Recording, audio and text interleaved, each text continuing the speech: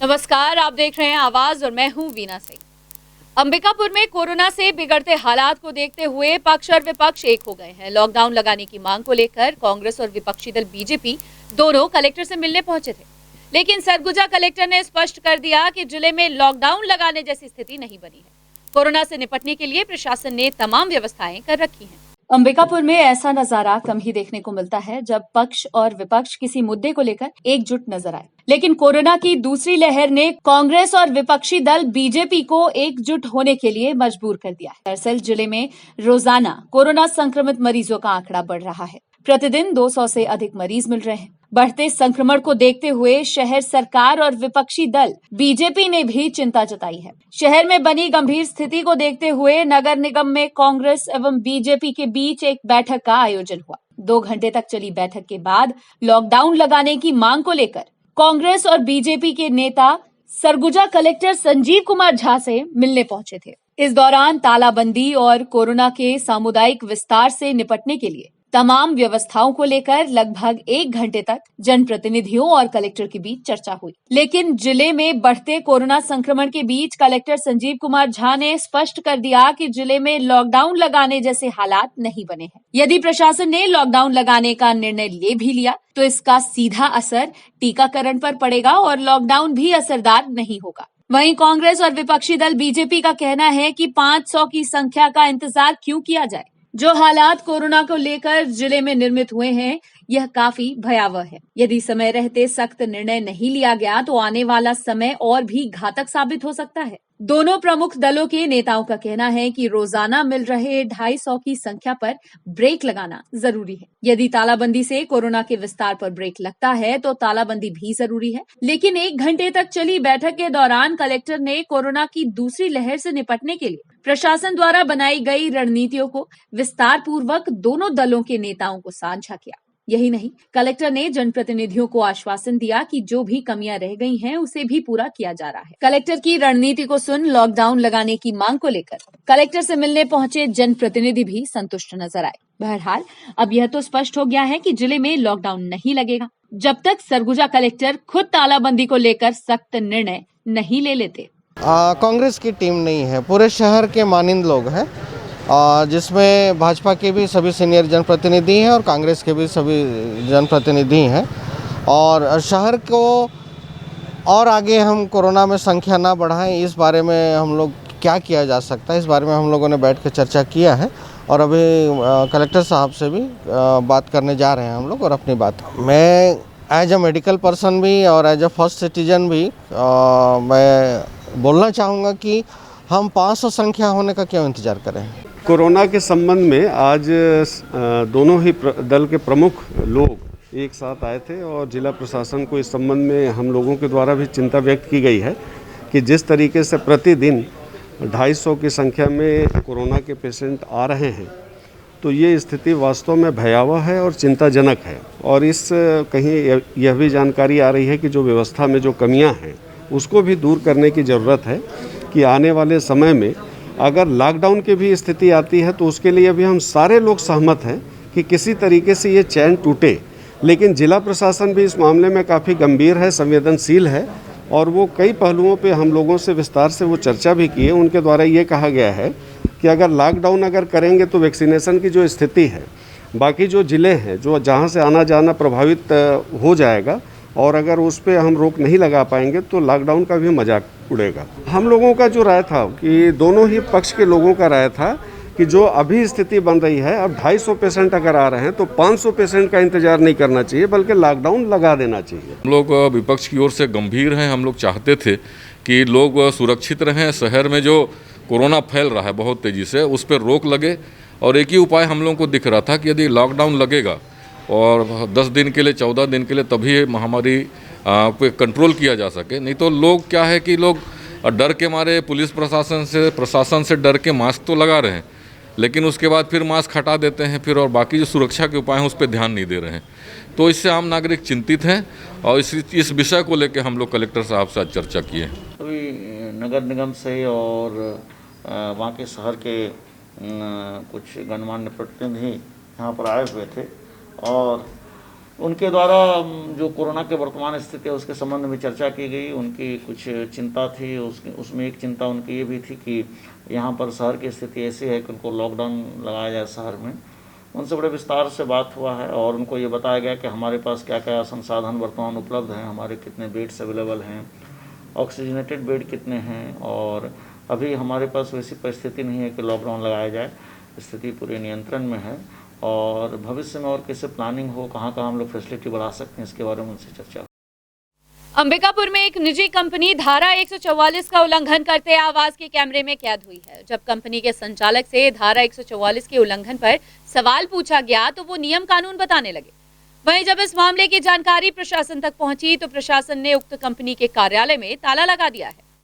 अंबिकापुर में कोविड-19 के विस्तार को देखते हुए सरगुजा कलेक्टर संजीव कुमार झा ने धारा 144 लगा दी है। सभी स्कूल एवं कॉलेज बंद हैं। वहीं शाम 6 बजे से सुबह 6 बजे तक नाइट कर्फ्यू का आदेश जारी है। बावजूद इसके शहर में कई ऐसे निजी कंपनी हैं जो सुधरने का नाम नहीं ले रही। वहीं कलेक्टर द्वारा लगाए गए धारा 144 का खुलेआम उल्लंघन कर रही है। ऐसी ही कुछ तस्वीर आवाज के कैमरे में कैद हुई है। दरअसल नवापारा स्थित virtual fashion artist private limited संस्था के द्वारा कंपनी से जुड़े सैकड़ों लोगों को कार्यालय बुलाकर मीटिंग ली जा रही थी। साथ ही कंपनी के प्रोडक्ट के बारे में जानकारी भी दी जा रही थी। जबकि सरगुजा कलेक्टर ने ऐसे आयोजनों पर प्रतिबंध लगा दिया है ताकि कोविड-19 के विस्तार को रोका जा सके। बावजूद इसके कंपनी के द्वारा खुलेआम धारा 144 का उल्लंघन कर सामूहिक कार्यक्रम का आयोजन किया जा रहा था। जब इस बात की सूचना आवाज को लगी तो आवाज की टीम हकीकत जानने मौके पर पहुंच गई।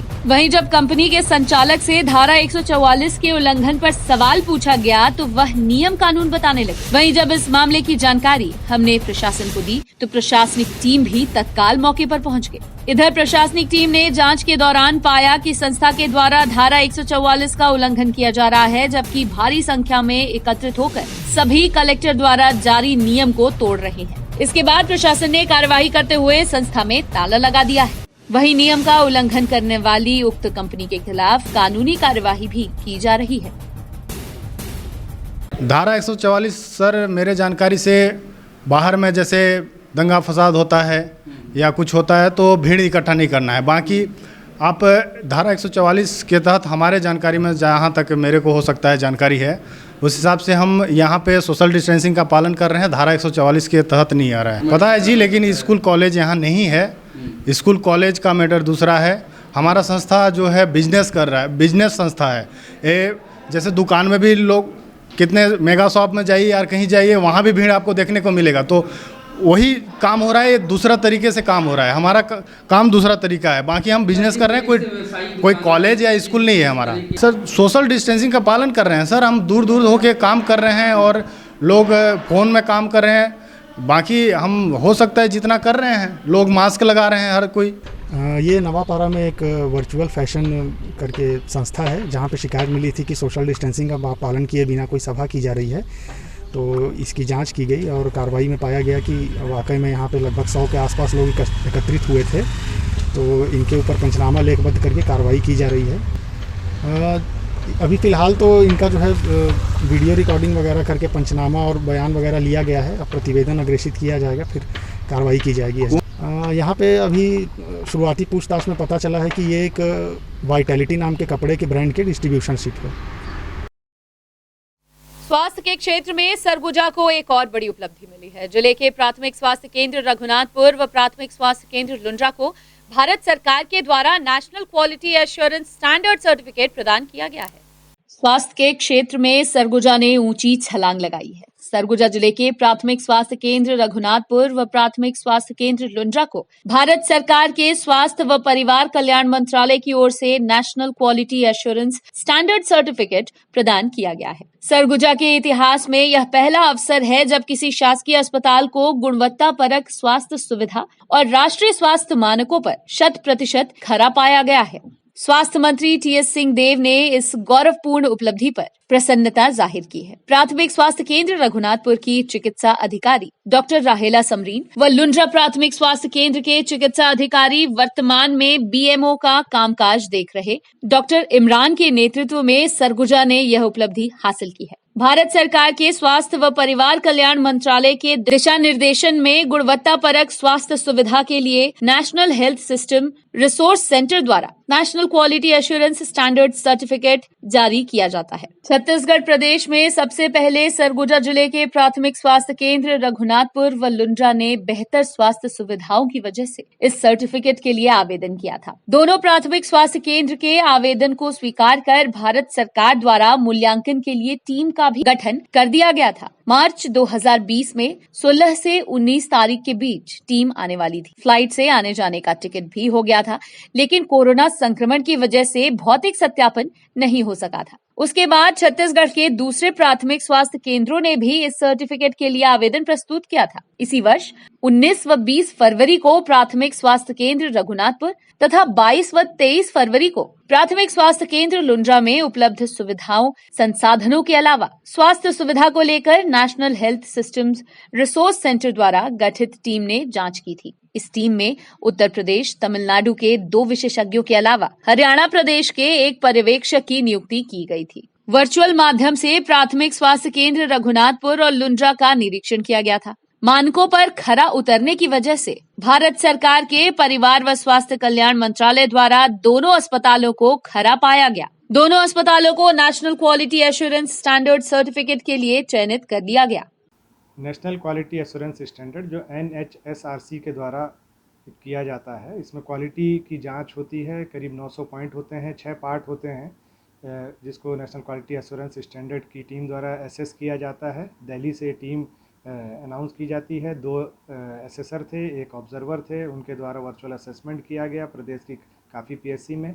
हमारी PSC लुंड्रा और PSC रघुनाथपुर ने सबसे पहले प्रदेश में अप्लाई किया था 2020 में।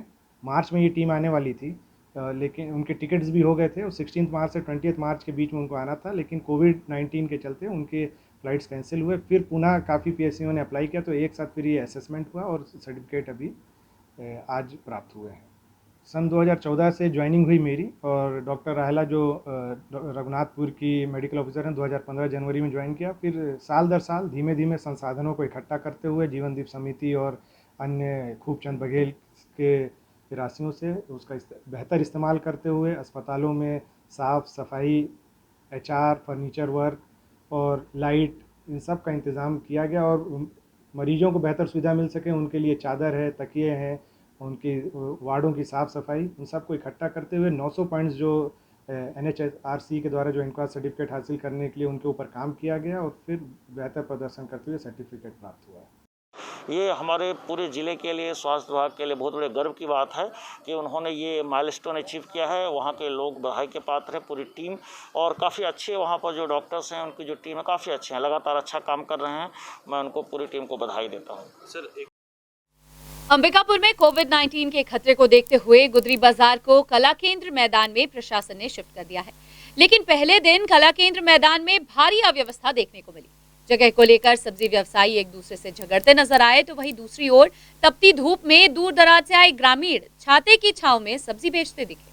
अंबिकापुर नगर निगम क्षेत्र में बढ़ते कोरोना संक्रमण को ध्यान में रखकर प्रशासन ने वैकल्पिक व्यवस्था के तौर पर गुदरी बाजार को कला केंद्र मैदान में शिफ्ट कर दिया है, ताकि कोविड-19 के सामुदायिक विस्तार को कुछ हद तक रोका जा सके। लेकिन कला केंद्र मैदान में प्रशासनिक व्यवस्था के बीच कुछ सब्जी व्यवसायी जगह को लेकर आपस में झगड़ते नजर आए, जबकि सब्जी व्यवसायियों के लिए कला केंद्र मैदान में उचित व्यवस्था नजर नहीं आई। दूर दराज से अंबिकापुर सब्जी बेचने पहुंचे सब्जी व्यवसायियों को भी भारी दिक्कतों का सामना करना पड़ा। तपती धूप में छाते के छांव के नीचे सब्जी व्यवसायी सब्जी बेचते दिखे। वहीं नगर निगम मेयर डॉक्टर अजय तिर्की ने कहा कि सब्जी व्यवसायियों की समस्या को देखते हुए चलित शौचालय एवं पानी की व्यवस्था की जाएगी, ताकि सब्जी व्यवसायियों को और सब्जी खरीदने पहुंचे लोगों को परेशानियों का सामना न करना पड़े।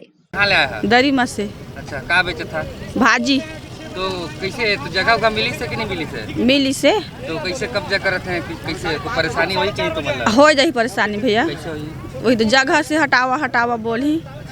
कहाँ जाबो नहीं, अब एक ही जगह दुआ की लगा थी, अब हटावा बोलते हैं। यहाँ सब्जी दुकान लगाए बाबू। इस बात को लेकर लड़ाई हुआ अभी?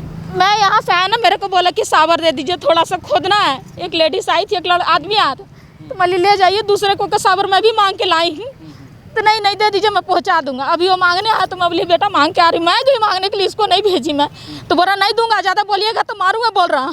तो मेरा लड़का को बोला काहे मारिएगा, मैं दिया हूँ साबर, इसको हाथ उठाने लगा, गाली दे रहा। बताइए गंदा गंदा माल लगा के इसका आँख में भी मार दिए। बताइए जैसे कि कोरोना के बढ़ती संख्या शहर में जो है उसको देख के ही सारे भीड़ भाड़ वाले जगह को डिसेंट्रलाइज किया जा रहा है ताकि कम भीड़ हो सब्जी के लिए, चाहे अन्य सुविधा जो होती हैं वो भी। निश्चित तौर पे कला केंद्र मैदान में थोड़ा सा धूप का एरिया है, लेकिन किनारे किनारे सारे पेड़ लगे हुए हैं, वहाँ पे अगर किनारे पे बैठेंगे तो वो सुविधा मिलेगी और निगम की तरफ से पानी और चलित शौचालय इन सभी की सुविधा वहाँ पे कर दी जाएगी और इस तरीके से हम भीड़ को डिसेंट्रलाइज करना चाहते हैं। देखिए इस बारे में हमने कई बार कोशिश भी किया, गुदरी बाज़ार में भी हमने उनको शेड तक अलॉट किया, लेकिन अल्टीमेटली फिर वो चौक पे ही आके बैठते हैं, तो उसमें उनको भी अपने व्यवहार पे सुधार करना पड़ेगा। और मैं पूरा कोशिश करूँगा कि हमारे ग्रामीण भाई टीज मत हो और इधर उधर भटके नहीं। खबरों का सिलसिला जारी रहेगा, लौटने एक छोटे से ब्रेक के बाद।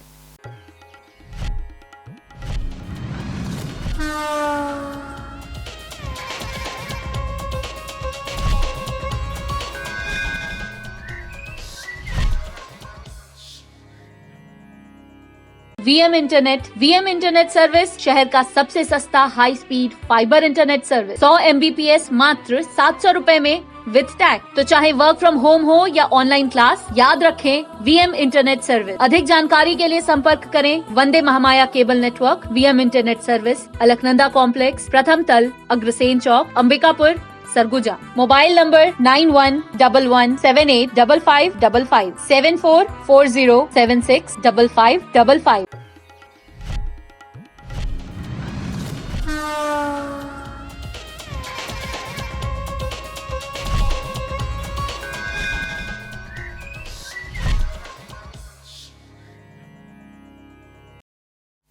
ब्रेक के बाद आपका स्वागत है। बढ़ते हैं अगली खबर की ओर।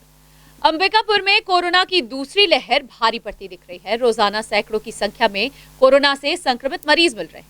ऐसे में प्रशासन जरा सी भी चूक नहीं करना चाहता है। वहीं लोगों को नियमों का पालन कराने के लिए प्रशासन ने सख्ती बरतना शुरू कर दिया है। इसी कड़ी में बुधवार की शाम कलेक्टर संजीव कुमार झा के नेतृत्व में प्रशासन एवं पुलिस का काफिला शहर की सड़कों पर उतरकर कार्यवाही करता दिखा। इस दौरान प्रशासनिक अमले ने नागरिकों से अपील की कि सभी कोरोना के प्रोटोकॉल का पालन करें। वहीं दूसरी ओर नियम का उल्लंघन करते पकड़े गए लोगों के खिलाफ कार्यवाही भी की गई। देखिए हमारे संवाददाता सुमित सिंह की खास रिपोर्ट। सरगुजा जिले में कोरोना की दूसरी लहर का कहर जारी है। आलम यह है कि रोजाना सैकड़ों की संख्या में मरीज मिल रहे हैं। ऐसे में लोग लापरवाही बरत रहे हैं, बावजूद इसके जो प्रोटोकॉल है उसका पालन नहीं कर रहे हैं, जिसके मद्देनज़र जिला प्रशासन एवं पुलिस विभाग की टीम आज शहर की सड़कों पर उतरी है और एक एक दुकान में घुसकर जो नियम का उल्लंघन करते पकड़े जा रहे हैं उनके खिलाफ कार्रवाई की जा रही है। ये नज़ारा है, आप देखिए कि जिस दुकान में भीड़ लगी थी वहाँ पे प्रशासनिक अमला पहुंचकर कार्रवाई कर रहा है और यह कार्रवाई ज़रूरी भी है, क्योंकि सरगुजा में जिस कदर कोरोना का कहर जारी है उससे कहीं ना कहीं आने वाला समय लॉकडाउन लग सकता है। ये यहाँ पे देखिए कलेक्टर साहब खुद मौजूद हैं, कलेक्टर की गाड़ी है वो यहाँ पहुँचे हुए हैं। हम उनसे एक बार प्रयास करते हैं, बात करने की कोशिश करते हैं कि सर से हम एक बार बात करने की कोशिश करते हैं। यहाँ पे सर पहुँचे हुए हैं, फ़िलहाल अभी थोड़ा इंतज़ार करने को कह रहे हैं। आगे आप लाइन से ये काफ़िला देख सकते हैं, प्रशासन की टीम का ये काफ़िला है। एक एक जगह पे रख के जो टीम है प्रशासन की वो लोगों को समझाइश दे रही है कि आप घरों के अंदर रहें, सोशल डिस्टेंसिंग का पालन करें। यदि बाज़ार में सामान खरीदने पहुंचते हैं तो मास्क ज़रूर लगाएं, लेकिन बावजूद इसके जो नागरिक हैं वो कहीं ना कहीं लापरवाही बरत रहे हैं। मजबूरन प्रशासन को उतरकर सड़क पर कार्रवाई करने के लिए प्रशासन उतरा है और शहर की सभी सड़कों पर जाकर, अलग अलग मार्गों पर जाकर कलेक्टर खुद समझाइश दे रहे हैं कि कोरोना के नियम का पालन करता जाए। ये काफ़िला देखिए पीछे से आ रहा है, पुलिस विभाग की टीम भी है। ये आगे जो तहसीलदार है इस काफ़िले में मौजूद, एसडीएम मौजूद हैं, तमाम उड़नदस्ता जो टीम है वो मौजूद हैं। तो उससे अंदाज़ा लगाया जा सकता है कि प्रशासन कोरोना को लेकर कितना गंभीर है और ये जो टीम है वो आगे बढ़ रही है। हमारे साथ तहसीलदार सर मौजूद हैं, उनसे बात कर। सर, आज प्रशासन की टीम निकली हुई है, अभी काम के लिए निकली हुई है। सोशल डिस्टेंसिंग और मास्क के पालन के लिए हम लोग कलेक्टर साहब के निर्देशन में निकले हुए हैं। सर क्या कुछ कार्रवाई की जा रही है? जो दुकानदार सोशल डिस्टेंसिंग का पालन नहीं कर रहे हैं उस पर चालानी कार्रवाई और चेतावनी दी जा रही है। आगे और क्या रणनीति बनाई जाएगी सर कोरोना को देखते हुए? लोगों को जागरूक करने का पूरा प्रयास है, प्रशासन का प्रयास है कि वो लोग जागरूक हो और आगे की संक्रमण न फैल पाए। आप देख सकते हैं कि प्रशासन युद्ध स्तर पर कोरोना संक्रमण को रोकने में लगा हुआ है। प्रशासनिक अमला हर एक दुकान पहुंचकर ये कार्रवाई कर रहा है, लोगों को समझाइश दे रहा है कि कोरोना संक्रमण से बचे, नहीं तो आने वाला वक्त काफ़ी घातक साबित हो सकता है। प्रशासन की अलग अलग टीम यहाँ पे देखिए मौजूद है, ये उड़नदस्ता टीम है। हमारे साथ एसडीएम भी मौजूद है, सर से बात करते हैं। सर किस तरह से आज कार्रवाई की जा रही है? प्रशासनिक अमला आज सड़क पे उतरा है।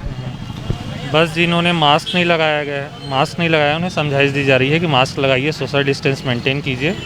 और जैसा कि देखने को मिल रहा है आप उतरे हैं, वाकई में काफ़ी भीड़ है, इस भीड़ को कैसे नियंत्रित किया जाए? उसी के लिए हम प्रयास कर रहे हैं, उसी लिए अवलोकन कर रहे हैं। कलेक्टर साहब स्वयं देख रहे हैं कि कैसे इसे नियंत्रित करना है। चलिए, ये थे अंबिकापुर एसडीएम जिन्होंने बताया कि कोरोना संक्रमण को देखते हुए प्रशासन अलर्ट हो गया है और लगातार लोगों को समझाइश दे रहा है कि घरों में रहें, घरों से बाहर ना निकले, जो ज़रूरत की सामान है उसे खरीदना है, तभी घरों से बाहर निकले, तभी कोरोना की जो दूसरी लहर है उससे बचा जा सकेगा। आकाश प्रधान के साथ सुमित सिंह, आवाज़ न्यूज़, अंबिकापुर। आधुनिक दौर के इस युग में सूरजपुर जिले के रामानुज नगर निवासी एटीएम के लिए मोहताज है। आलम यह है कि एटीएम के अभाव में क्षेत्रवासियों को भारी दिक्कतों का सामना करना पड़ता है। बावजूद इसके इस ओर बैंक प्रबंधन पहल करते नहीं दिख रहे हैं। एक ओर जहां देश के प्रधानमंत्री डिजिटल इंडिया की बात करते हैं, वहीं सूरजपुर जिले के रामानुज नगर ब्लॉक के कई गांव एटीएम की सुविधा से वंचित हैं। ऐसी स्थिति में लोगों को रुपए निकालने के लिए 20 से 25 किलोमीटर दूर शहर में आना पड़ता है। यह समस्या एक दो गांव की नहीं बल्कि पूरे रामानुज नगर ब्लॉक की है। खास बात यह है कि रामानुज नगर में केंद्रीय मंत्री रेणुका सिंह से लेकर सरगुजा विकास प्राधिकरण के अध्यक्ष व विधायक खेलसाय सिंह निवास करते हैं। वह रामानुज नगर सूरजपुर जिले में हमेशा से राजनीति का केंद्र बिंदु रहा। बावजूद इसके क्षेत्र की जनता को यह आवश्यक सुविधा अब तक उपलब्ध हो सकी है। रामानुज नगर में सेंट्रल बैंक, ग्रामीण बैंक सहित 3 बैंक है। वहीं सबसे ज्यादा उपभोक्ता भारतीय स्टेट बैंक के हैं। बावजूद इसके उपभोक्ताओं को परेशानियों का सामना करना पड़ रहा है। गौरतलब है कि सालों पहले रामानुज नगर में एसबीआई बैंक द्वारा एटीएम लगाया गया था, लेकिन अब तक एटीएम मशीन शुरू नहीं हो सकी है। वहीं रामानुज नगर सहित क्षेत्र के दर्जनों गांवों के किसान, व्यापारी, पेंशनधारी, नरेगा श्रमिक प्रधानमंत्री जनधन योजना के हजारों खाते हैं। एटीएम के अभाव में लोगों को बैंक में घंटों कतार में लगकर रुपए निकालना पड़ता है। इमरजेंसी में रुपयों की जरूरत पड़ने पर लोगों को एक दूसरे से उधार लेकर ही काम चलाना पड़ता है। वहीं अब ग्रामीण कलेक्टर व बैंक शाखा प्रबंधक से रामानुज नगर में एटीएम मशीन लगवाने की मांग कर रहे हैं। इस क्षेत्र में एटीएम की सुविधा नहीं होने के कारण क्षेत्र के लोगों को काफ़ी दिक्कत परेशानियों का सामना करना पड़ता है और यहाँ पर एटीएम नहीं है। मैं हमेशा यहाँ पर देखता हूँ लंबी कतार लोगों को लगा रहता है बैंकों में, इसलिए मेरा तो ये कहना है कि यहाँ पर एटीएम होना चाहिए, क्षेत्रीय जनता को तुरंत उसका लाभ मिल सके। क्योंकि इस क्षेत्र में यहाँ पर स्थानीय जनप्रतिनिधि होने के नाते भी बड़े बड़े जनप्रतिनिधि हैं यहाँ पर, एमएलए से लेकर एमपी पार्लियामेंट तक हैं लोग, लेकिन इसके बावजूद भी यहाँ एटीएम सुविधा नहीं है। ये लाजमी का विषय है। एटीएम का काफ़ी परेशानी है। देखिए यहाँ के जो भी हमारे क्षेत्र के जनता है उनको कभी अपना पैसा निकालने में काफ़ी दिक्कत होता है और मैंने पहले पहल भी किया था। स्टेट बैंक के मैनेजर साहब से हमारे कलेक्टर महोदय से चर्चा किया था एटीएम के लिए और निश्चित रूप से एटीएम इस जरूरी आवश्यक सुविधाओं में है कि हमारा क्षेत्र जो है काफ़ी बड़े बड़े जनप्रतिनिधियों से भरा हुआ है, लेकिन यह काम नहीं हो पाया है। इसके लिए मुझे खुद भी बहुत बड़ा खेद है और मैं चाहता हूँ कि तत्काल यहाँ पर कलेक्टर महोदय से निवेदन करके बैंक के शाखा प्रबंधक, स्टेट बैंक के शाखा प्रबंधक से भी निवेदन करके मैं चाहूँगा कि जल्द से जल्द यहाँ पर एटीएम खुले, जिससे हमारे यहाँ क्षेत्र की जनता को राहत हो। आजाद सेवा दल के बैनर तले अंबिकापुर शहर के बैंड पार्टी संघ ने कलेक्टर को ज्ञापन सौंपा। दरअसल कोविड-19 संक्रमण की वजह से सभी सार्वजनिक कार्यक्रमों पर कलेक्टर ने प्रतिबंध लगा दिया है। साथ ही शादी समारोह जैसे आयोजनों पर कम भीड़ इकट्ठा होने का निर्देश जारी किया गया है। ऐसे में बैंड पार्टी में काम करने वाले कलाकार आर्थिक संकट से गुजर रहे हैं। वहीं बैंड पार्टी संघ ने कलेक्टर को ज्ञापन सौंपकर आपदा के बीच उनके रोजी रोटी के लिए पहल करने की मांग की है। आज हम कलेक्टेड आए हैं कलेक्टर सर को एक ज्ञापन देने कि जो हमारे बैंड पार्टी वाले साथी हैं और जिस प्रकार से अभी शादी का सीज़न चल रहा है और उनका काम पूरे तरीके से ठप पड़ चुका है, क्योंकि अभी जिस प्रकार से जिला प्रशासन का आदेश है कि 50 लोग से ज़्यादा शादी समारोह में लोग नहीं आ सकते हैं और हमारे बैंड पार्टी के वाले लोग के साथियों के लिए कोई नोटिस जारी नहीं है कि वो लोग बैंड पार्टी काम कर सकते हैं कि नहीं कर सकते हैं, और ना नोटिस जारी होने के कारण वो लोग अभी घर में बैठे हुए हैं, जिस कारण लोग बेरोजगार हो चुके हैं और उन लोग को 2 वक्त की रोटी के लिए भी सोचना पड़ रहा है। इसीलिए हम ज्ञापन देने आए हैं कि उन लोग को भी अनुमति दिया जाए जिससे वो लोग भी अपना रोजगार कर सकें और 2 वक्त की रोटी के लिए काम हो सके उन लोग का। सरगुजा विश्वविद्यालय में स्थायी कुलपति की मांग को लेकर छात्र एकता मंच के कार्यकर्ताओं ने मुख्यमंत्री के नाम कलेक्टर को ज्ञापन सौंपा है। वहीं जल्द से जल्द स्थायी कुलपति की नियुक्ति की मांग की है। छात्र एकता मंच का कहना है कि स्थायी कुलपति की सरगुजा विश्वविद्यालय में नियुक्ति नहीं होने की वजह से छात्रों को भारी दिक्कतों का सामना करना पड़ता है। वहीं कई ऐसे कार्य हैं जो स्थायी कुलपति न होने की वजह से नहीं हो पाते हैं। ऐसे में छात्र आए दिन परेशान रहते हैं। आज हम माननीय कलेक्टर महोदय के पास प्रदेश के माननीय मुख्यमंत्री भूपेश बघेल जी के नाम एक ज्ञापन लेके आए थे। हमारी मांग थी कि हमारे विश्वविद्यालय संत गैरा गुरु विश्वविद्यालय को आज 2 वर्ष हो गए हैं, हमारी एक स्थायी कुलपति महोदय नहीं है, जिनसे हमारे विश्वविद्यालय की शिक्षा व्यवस्था पर एक विशेष प्रभाव पड़ रहा है। कभी परीक्षा दिए हुए छात्र को अनुपस्थित बता दिया जाता है, कभी किसी भी छात्र के परिणाम पत्र, माइग्रेशन और भी बहुत सारी समस्या ऐसे लगातार आती है। तो आज हमारी मांग थी कि जल्द से जल्द एक स्थायी कुलपति महोदय का नियुक्ति किया जाए, जिससे छात्र हित की समस्या को उठाए। बुलेटिन में फिलहाल सिर्फ इतना ही। शहर से जुड़ी खबरों के लिए देखते रहिए आवाज। इस न्यूज के स्पॉन्सर हैं वीएम इंटरनेट, अलकनंदा कॉम्प्लेक्स, प्रथम तल, अग्रसेन चौक, अंबिकापुर, सरगुजा, छत्तीसगढ़।